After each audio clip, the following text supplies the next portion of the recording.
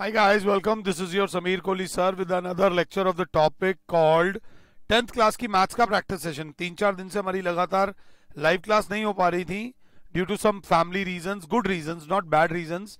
आज हम लोग मैं दोबारा लाइव क्लासेस शुरू करने से पहले मैं यूट्यूब पर ये लेक्चर डाल रहा हूँ ताकि आप लोग एक बार देख सको कि आपकी क्या पोजीशन है, आपकी पोजीशन क्या है मैथ्स में, आप कैसा कर रहे हो।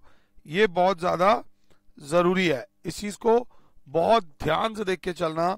और मैं कुछ क्वेश्चंस दे रहा हूं, देखते चलो, हल्के हल्के। हर क्वेश्चन करने के लिए टाइम पूरा लेना, टाइम लो, मैं आपको टाइम बता दूंगा, उतनी देर के लिए मुझे पॉज कर देना और अपने उस आंसर को निकालना। जैसे कि पहला क्वेश्चन 1 नंबर के लिए आपको 10 सेकंड में करना है। The common point of the tangent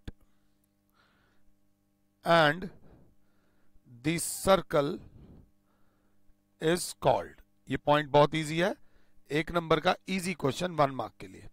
ये सर्कल और टेंजेंट के बीच के कॉमन पॉइंट को जो बोलते हैं, हम बोलते हैं उसे पॉइंट ऑफ कॉन्टैक्ट। अगर आपने यही वर्ड बोला है तो जय माता दी, आपको 1 नंबर मिलता है।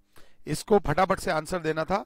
ऐसे बहुत सारे क्वेश्चन हैं जो मैं आप लोगों के साथ डिस्कस करूंगा और आपको कहूंगा कि इतनी देर के लिए मुझे पॉज कर दो और मुझे फिर उतनी देर के लिए पॉज कर देना। ये बहुत ज्यादा जरूरी है, इसी तरीके से चलोगे तो सही रहेगा। अब जैसे कि क्वेश्चन नंबर 2 आपके सामने है, 1 नंबर का है, मुझे कम से कम 90 सेकेंड्स के लिए पॉज कर दो। Pause me for 90 seconds. और ये वाला क्वेश्चन एक बार खुद से ट्राई करो कि आपकी क्या पोजीशन इस क्वेश्चन में आती है। 90 सेकेंड्स पॉज करने के बाद जब मैं इस क्वेश्चन को पढ़ूंगा, there is a circle with centre O and radius R1। यहाँ पर एक वर्ड है, ध्यान से, अगर मैंने पहले नहीं लिखा, R2 concentric circles. Concentric circles वो होते हैं जिनके सेंटर सेम होते हैं। R2 concentric circles with centre O and एक का रेडियस है R1 और एक का रेडियस है R2। R1 is greater than R2, तो बाहर वाले का रेडियस है R1, अंदर वाले का रेडियस है R2। AB is a cord of बड़े वाला सर्कल, बड़े वाले कॉर्ड ऑफ अ सर्कल है which touches the smaller circle, at C। Then AB, वो कह रहा है AB इज इक्वल्स टू, सबसे पहले ये हो जाएगा R2, ये R2 हो जाएगा। वो कह रहा है AB is equals to R1। क्या AB R1 के बराबर है? नहीं भाऊजी, ये गलत है। AB is equals to R2, AB is equals to R2। ध्यान से देख लीजिए, क्या AB R2 के बराबर है? नहीं जी नहीं, ये भी गलत है। AC is equals to BC, वो कह रहा है AC is equals to BC। ये क्यों है? ये है, ये मुझे सही लग रहा है, बट क्यों लग रहा है? सबसे पहले angle OCB is equals to 90 degree. यहां पर आप रीजन लिखोगे, the line joining the centre of circle to the point of contact of tangent is perpendicular to the tangent. Now, as OC is perpendicular to AB, this implies OC bisects AB. क्यों? Because perpendicular from center of circle to a chord bisects the chord. तो this implies AC is equals to BC सबसे ज्यादा सही लग रहा है। ये इसका सही ऑप्शन है। जब सही ऑप्शन हो ना तो आगे जाने का मन नहीं करता, but still we will discuss, we are discussing. तो मैं आपसे बात करूंगा, क्या AB R1 प्लस R2 के बराबर है? क्या AB R1 प्लस R2? नहीं जी नहीं, कोई मतलब नहीं है, AB R1 प्लस R2 के बराबर नहीं है। ये था क्वेश्चन नंबर 2। जिन्होंने ठीक किया है वो अपने आप को 1 नंबर दे दो, जिन्होंने नहीं ठीक किया कोई बात नहीं, इसमें कोई नेगेटिव मार्किंग नहीं है। स्टाइल से चलो, आराम से चलो। क्वेश्चन नंबर 3 आराम से पढ़ो, फिर मुझे 90 सेकंड्स के लिए पॉज करो। 90 सेकंड्स के लिए मुझे पॉज करो और एक बार क्वेश्चन नंबर 3 खुद से पढ़ो। वो कह रहा है AB इज अ कॉर्ड, दिख गई जी, AB is a cord, AB is a cord and AT is a tangent at A, AT is a tangent at A if angle AOB अगर 100 डिग्री है, ओके जी 100 डिग्री है, then angle BAT, angle 1 मान लो इसको, ये हमने निकालना है। Geometry में वही अच्छा करेगा जो अच्छा मेकअप कर सकता है, जिसका दिमाग इस तरीके से चलता है कि भैया OB is equals to OA है, रेडिया है, तो अगर आप इसको एंगल 2 मानते हो और इसको एंगल 3 मानते हो तो ये दोनों एंगल्स इक्वल होंगे। अगर आपने मुझे 90 सेकेंड्स पॉज कर दिया है, आंसर आ गया है, तो बहुत बढ़िया। In triangle AOB, OB is equals to OA is equals to radii. This implies OB के सामने angle 2 is equals to angle 3.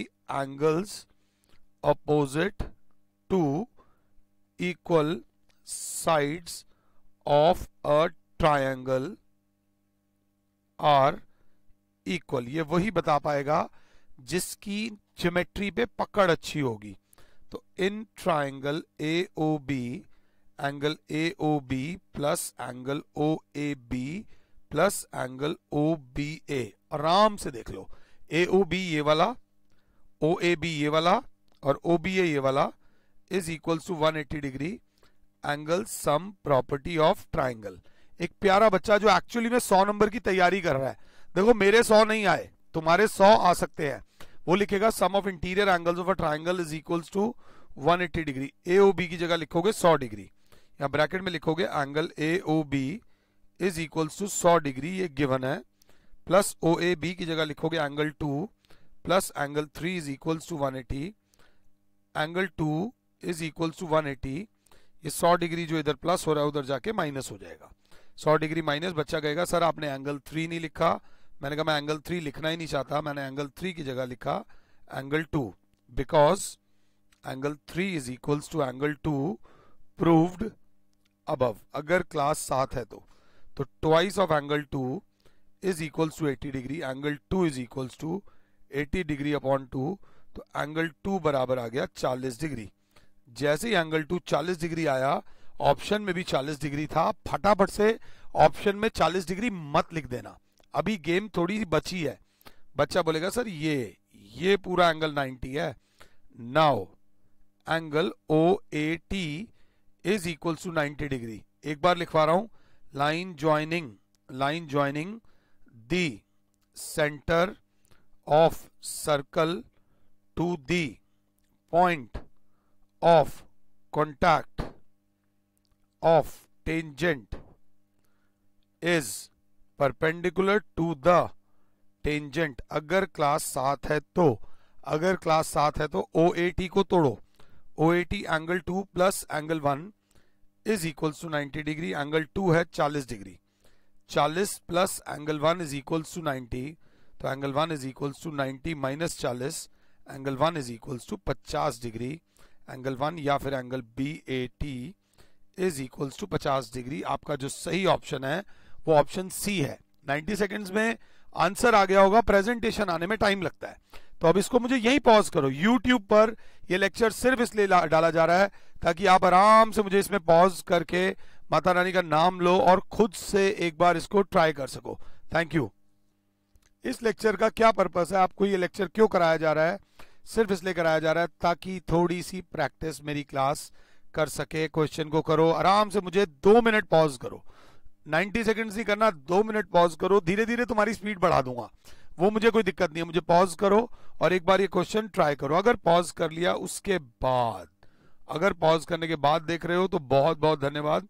2 parallel lines touch the circle eight points A and B। ये point A है, ये point B है। if the area of the circle is 25 pi centimeter square, then AB is equals to, अगर class जानती है 2 parallel tangents pass through the center, 2 parallel tangents of a circle, ध्यान से इसको, the line joining 2 parallel tangents is diameter। काय को? ये angle 90 degree point of contact theorem से, ये angle 90 degree point of contact theorem से, और 90 डिग्री वाला जो जाता है वो सेंटर तक जाता है, so this is the diameter. अब AB is the diameter, this implies, अगर क्लास 7 है तो this implies A B is diameter, मतलब A B is equals to 2r। अब एरिया ऑफ सर्कल जो है वो होता है pi r square. Area of circle दिया कितना हुआ है? एरिया ऑफ सर्कल हमें दिया हुआ है 25 pi centimetre square. 25 pi is equals to pi r square, pi से पाई गया, r square is equals to 5 square, तो r is equals to 5 centimetre. Option में 5 दिख रहा है, फटाफट से ऑप्शन को टिक मत कर देना। आर 5 आया है, ए बी बराबर था ट्वाइस ऑफ आर, तो twice of 5 is equals to 10 centimetre. जैसा मैं देख पा रहा हूं आज मैक्सिमम क्वेश्चंस का जो ऑप्शन आ रहा है वो आ रहा है ऑप्शन सी। बट ये कोई ABCD मत कर देना, इसमें लॉजिक लगा के चलना बच्चों, नहीं तो गड़बड़ हो जाएगी। ये बहुत बहुत ज्यादा जरूरी है। 1 नंबर दे दो अपने आप को अगर ये क्वेश्चन ठीक किया है तो।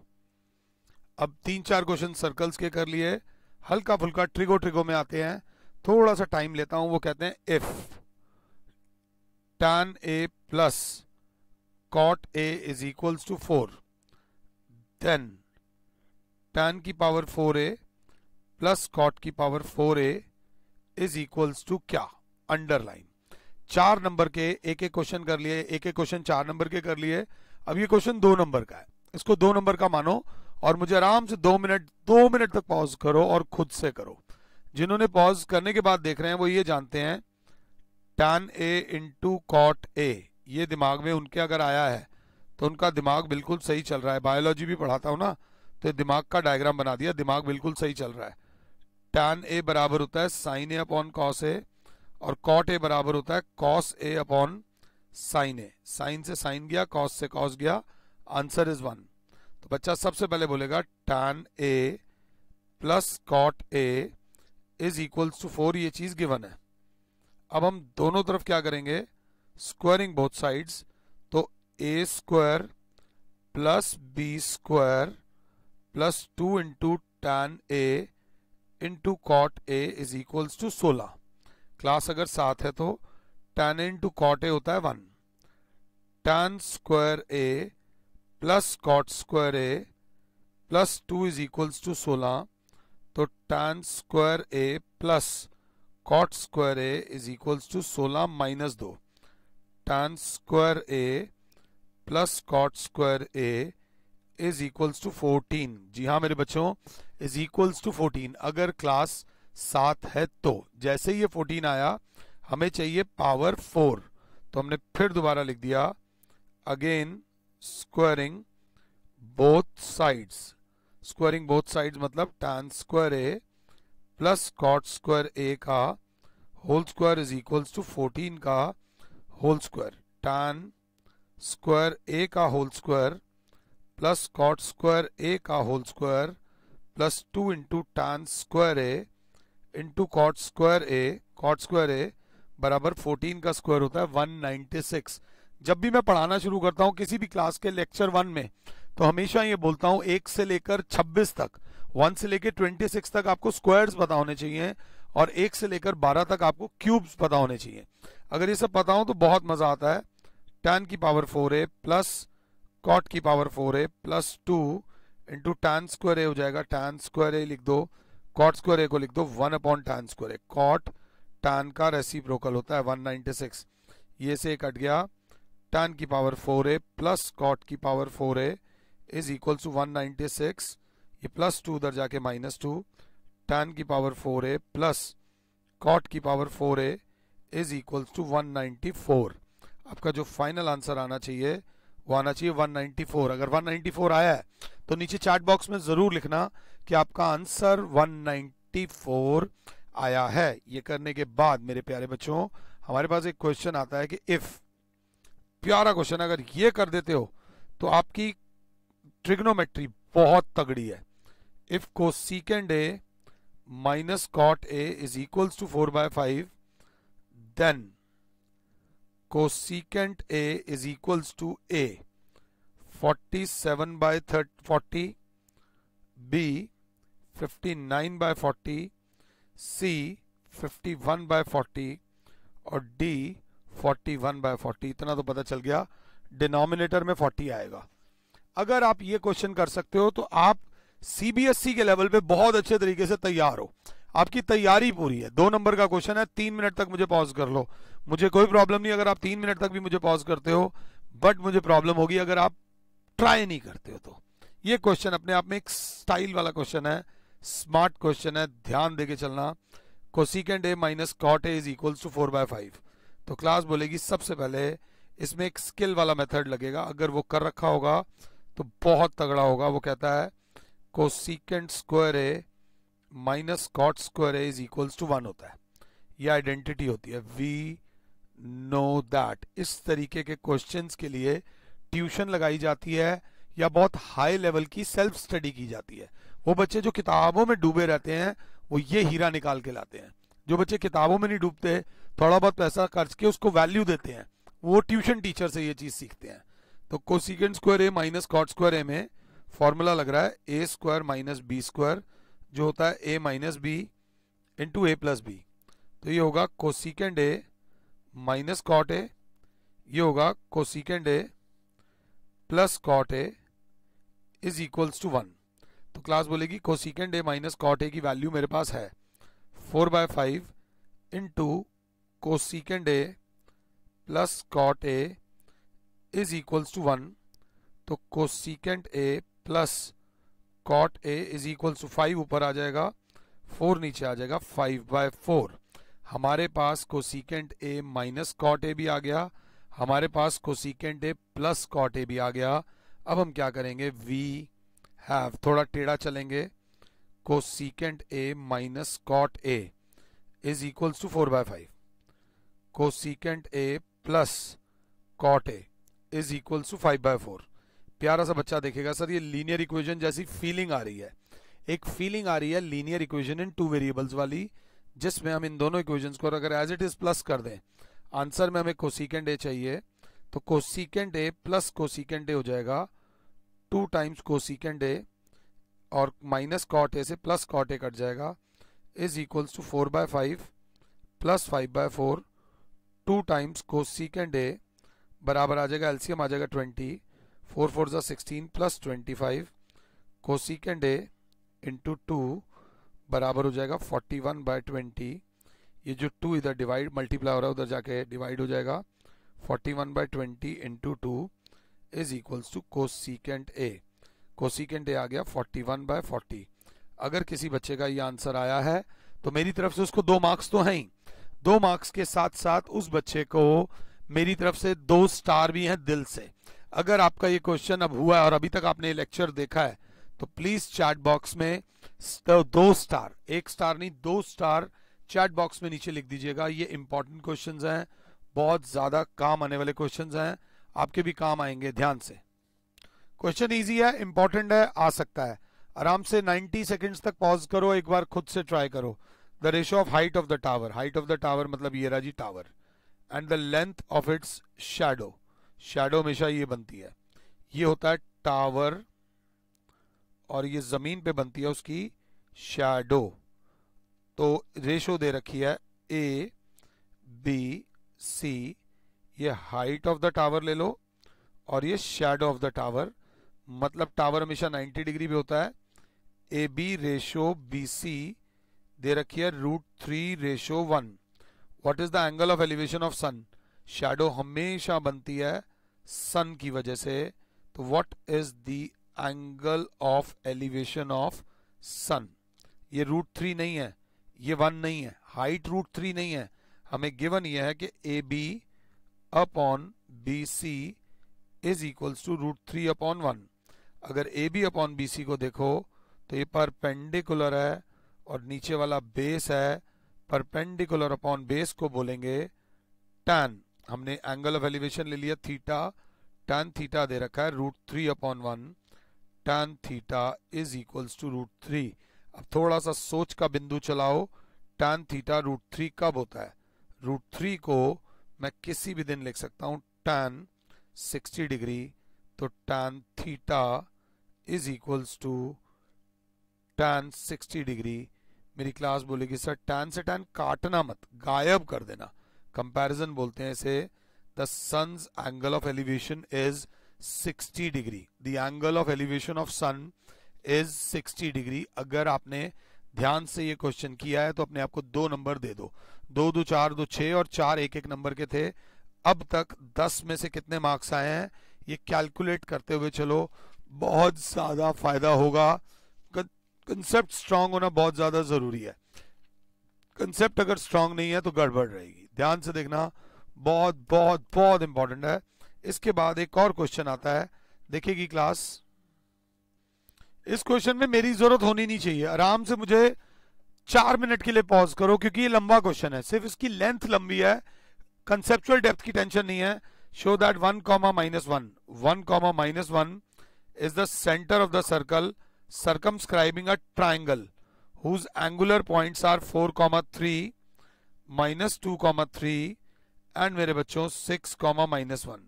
शो करना है कि ये सेंटर है। ये ट्राइंगल का नाम दे दो ABC और एक सर्कल विच सर्कमस्क्राइब्स मतलब 1, 2 और 3। उसके लिए आपको OA निकालना है, OB निकालना है और OC निकालना है। OA निकालो डिस्टेंस फॉर्मूला से, जो होता है x2 - x1 का whole square plus y2 - y1 का होल स्क्वायर। तो OA जब निकालोगे तो अब थोड़ा डायरेक्ट जाना, 1 x2 - x1 1 - 4 का होल स्क्वायर प्लस -1 - 3 का होल स्क्वायर अंडर रूट में -3 का स्क्वायर प्लस -4 का स्क्वायर अंडर रूट में 9 प्लस 16 अंडर रूट में 25। ये आ जाएगा 5 यूनिट्स। जैसे ये 5 आया है वैसे ये भी निकालो। OB डिस्टेंस फॉर्मूला से OB निकालो, डिस्टेंस फॉर्मूला से OC निकालो। अगर वो भी 5 5 आते हैं तो तीनों रेडियस है, हेंस वो सेंटर है। सिंपल था, कंसेप्ट था, थोड़ा सा देख के चलना। कोऑर्डिनेट ज्योमेट्री इस बार कम आ रहा है तो ज्यादा टेंशन लेने की जरूरत नहीं है। मैं जरा यही देख रहा था कि इनमें से कौन से क्वेश्चन में आप फंसते हो। अगला question 9, question number 9 is very fine. वो कह रहे हैं this 2, 5, 4, -1 and 6, -7 are vertices of an या ए आइसोसेलेस ट्रायंगल, अगर क्लास साथ है, B equilateral triangle, C right angled triangle, D none of these. ये क्वेश्चन आप आंसर इसका चैट बॉक्स में लिखोगे। आप इसका आंसर चैट बॉक्स में लिखोगे। ये भी 2 मार्क्स का है। वो ईमानदार बच्चे जिन्होंने लेक्चर पूरा देखा होगा वो अपने नाम के साथ अपने मार्क्स नीचे चैट बॉक्स में लिख देंगे। मुझे पता चल जाएगा कि आप लोगों ने कितना किया है और कितना नहीं किया। 4-5 दिन से क्लासेस नहीं हो रही थी, घर में फैमिली में फंक्शन था। आई होप आप लोगों ने, thank you for your cooperation. I will see you guys soon in the live class. फिलहाल के लिए और Sameer sir is saying you goodbye. God bless all. जय माता दी। Thank you, thank you, thank you.